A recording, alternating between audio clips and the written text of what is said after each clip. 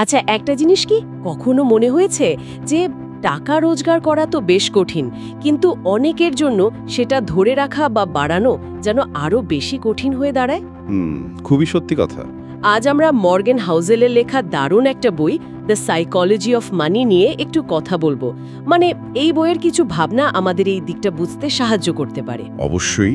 এই বইটা কিন্তু আমাদের চেনা ধারণাকে বেশ নাড়িয়ে দেয়। এটা আসলে বলে কি, টাকা পয়সার সিদ্ধান্তগুলো মানে খালি অঙ্ক বা অর্থনীতির নিয়ম দিয়ে হয় না। তাই তাহলে কি দিয়ে হয়? হয় আমাদের মন দিয়ে, আমাদের আবেগ, আমাদের পুরনো অভিজ্ঞতা, এই সব দিয়ে। মানে আমরা টাকা নিয়ে কিভাবে ভাবি সেটাই আসল কথা। ইন্টারেস্টিং। তার মানে শুধু ভালো মাইনে পেলেই হবে না বা ব্যবসায় লাভ করলেই হবে না।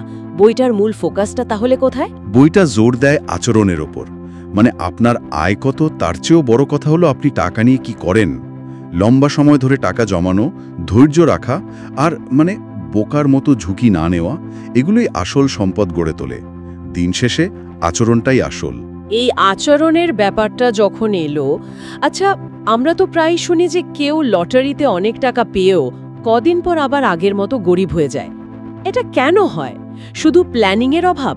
প্ল্যানিংয়ের অভাব তো একটা কারণ বটেই, তবে তার চেয়েও গভীরে আছে মানসিক প্রস্তুতির অভাব। বুঝলেন, হঠাৎ করে পাওয়া বিশাল টাকা অনেক সময় আমাদের মাথা গুলিয়ে দেয়। ঠিক। ভয়, লোভ, আবার লোকে কি বলবে সেই চাপ, এই আবেগগুলো তখন যুক্তিকে ছাপিয়ে যায়। যদি ঠিকঠাক মানসিকতা তৈরি না থাকে, ওই টাকা ধরে রাখাটা মানে প্রায় অসম্ভব। বইটা এটাই বলছে, আমরা আসলে আমাদের নিজেদের আর্থিক গল্পের দ্বারা চালিত হই। বুঝতে পারছি, মানে যুক্তি তখন কম কাজ করে। হ্যাঁ, অভিজ্ঞতা বা পুরনো ধারণাগুলোই তখন বেশি শক্তিশালী হয়ে ওঠে। এই আবেগ আর যুক্তির লড়াই থেকেই তো ধৈর্য আর ঝুঁকির ব্যাপারটা আসে, তাই না? বইটাতে রোনাল্ড রিডের গল্পটা আমার দারুণ লেগেছে।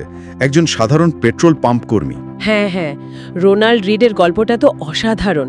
উনি কোনো এক্সপার্ট ছিলেন না, আয়ও আহামরি কিছু ছিল না, কিন্তু ওনার ছিল ধৈর্য, অবিশ্বাস্য ধৈর্য। কি করেছিলেন উনি?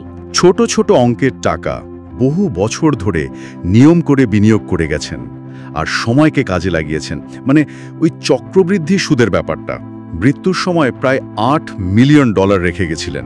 ভাবা যায়, পুরোটাই তাহলে সংযম আর লম্বা সময়ের খেলা। একদম। ওনার মূল শক্তি ছিল আচরণ, সংযম আর দীর্ঘমেয়াদী চিন্তা। আর ঠিক এর উল্টো দিকে আমরা দেখি রিচার্ড ফুসকনের মতো কাউকে, অত্যন্ত প্রতিভাবান, সফল একজন বিনিয়োগকারী। হ্যাঁ, রিচার্ড ফুসকন খুব তাড়াতাড়ি $1 বিলিয়ন বানিয়েছিলেন, কিন্তু অতিরিক্ত আত্মবিশ্বাস আর ঝুঁকিটা ঠিকমতো বুঝতে না পারার কারণে, মানে কোথায় থামতে হবে সেটা না জানার ফলে প্রায় সবকিছুই হারিয়ে ফেলেন। তার মানে শুধু বুদ্ধি দিয়ে টাকা ম্যানেজ করা যায় না, আবেগ সামলানোটাও জরুরি। খুবই জরুরি। ফুসকনের ঘটনাটা এটাই চোখে আঙুল দিয়ে দেখিয়ে দেয়। ফিন্যান্সে আপনি কতটা বুদ্ধিমান তার চেয়েও জরুরি হলো আপনি আবেগটাকে কতটা নিয়ন্ত্রণে রাখতে পারছেন। লোভ আর ভয়, এই দুটোকে সামলানো কিন্তু একটা বিরাট স্কিল। এই দুটো গল্প পাশাপাশি রাখলেই বোঝা যায় লম্বা দৌড়ে ধৈর্যই জেতে, রাতারাতি বড়লোক হওয়ার চেষ্টা নয়। তার মানে পাশের বাড়ির লোক কি কিনলো বা সোশ্যাল মিডিয়াতে কে কি দেখাচ্ছে সেগুলো দেখে নিজের জন্য সিদ্ধান্ত নেওয়াটা খুব বিপজ্জনক হতে পারে। অবশ্যই বিপজ্জনক। নিজের লক্ষ্যটা আগে ঠিক করতে হবে। আপনার কাছে টাকার মানে কি? খুব বিলাসবহুল জীবন, নাকি কাজ না করে নিজের সময়টা নিজের মতো কাটানোর স্বাধীনতা, নাকি শুধুই নিরাপত্তা? হ্যাঁ, এটা খুব গুরুত্বপূর্ণ প্রশ্ন। পাশের বাড়ির জন্য নতুন দামি গাড়ি কিনলো দেখে আপনিও লোন করে গাড়ি কিনে ফেললেন, অথচ হয়তো আপনার আসল লক্ষ্য ছিল তাড়াতাড়ি রিটায়ার করা। তাহলে তো হলো না। বইটা এটাই শেখায়, নিজের দৌড়টা বোঝা, নিজের সীমাটা জানা আর সেই অনুযায়ী চলা। এই কতটা যথেষ্ট বা ইনাফ, এই ধারণাটাও তো খুব জরুরি। কারণ আরও চাই এই ভাবনাটা তো কখনো শান্তি দেয় না, তাই না? ঠিক তাই। টাকার সাথে আমাদের সম্পর্কটা আসলে আমাদের জীবন দর্শনকেই দেখায়। যদি খালি মনে হয় আর একটু পেলেই সুখী হব, তাহলে সেই চাওয়া তো অনন্ত। অন্যদিকে যদি নিজের প্রয়োজনটা বুঝতে পারি, তাহলে হয়তো অনেক কম টাকায়ও শান্তিতে থাকা যায়।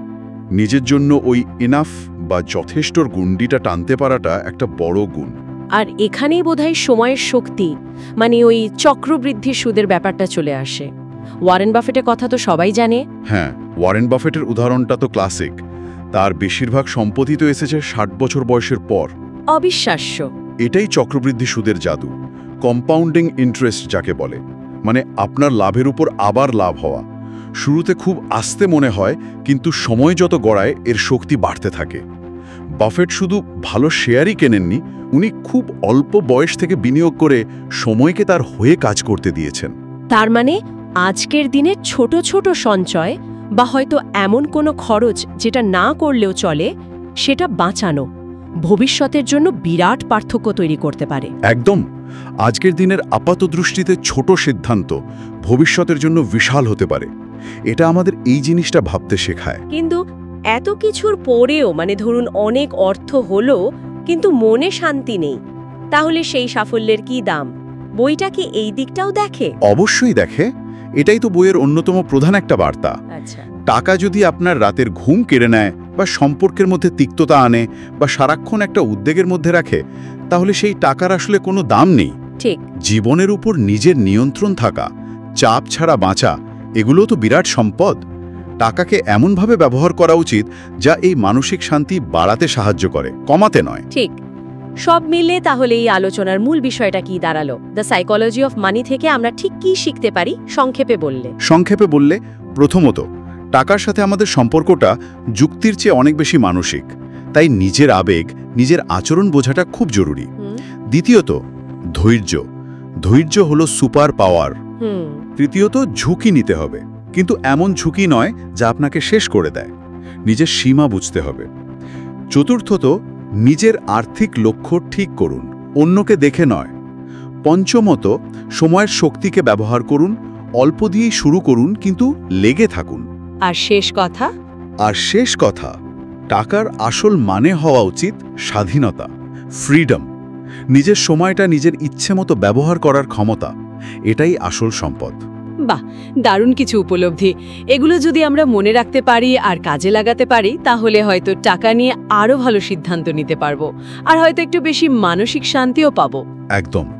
এটা শুধু টাকা জমানোর টিপস নয়, এটা আসলে জীবন আর নিজেকে একটু ভালোভাবে বোঝার গাইডলাইনও বটে। আলোচনাটা এখানেই শেষ করি, তবে শ্রোতাদের জন্য একটা প্রশ্ন রেখে যেতে চাই, মর্গেন হাউসেলের ভাবনা থেকেই নেওয়া। আচ্ছা, আজকের দিনে এমন কোনো একটা খুব ছোট আর্থিক অভ্যাস শুরু করা যেতে পারে যেটা হয়তো 10 বছর পর আপনার জীবনের একটা বড় বদল আনতে পারে? একটু ভেবে দেখবেন কিন্তু। আজকের বইয়ের গল্প এখানেই শেষ। সামনে আসছে এমন সব বইয়ের রিভিউ আর গল্প যা আপনার চিন্তা বদলে দিতে পারে। তাই এখনই চ্যানেলটিকে সাবস্ক্রাইব করুন, পাশে থাকুন, আর আপনার মতামত লিখে জানান কমেন্টে, কারণ আপনার একটা কমেন্টে আমাদের পরের গল্পের অনুপ্রেরণা হতে পারে। আর ভিডিওটি বন্ধুদের সাথে শেয়ার করতে ভুলবেন না, কারণ আপনার এই একটি শেয়ার হয়ে উঠবে তাদের জীবনের সবচেয়ে বড় পরিবর্তনের শুরু।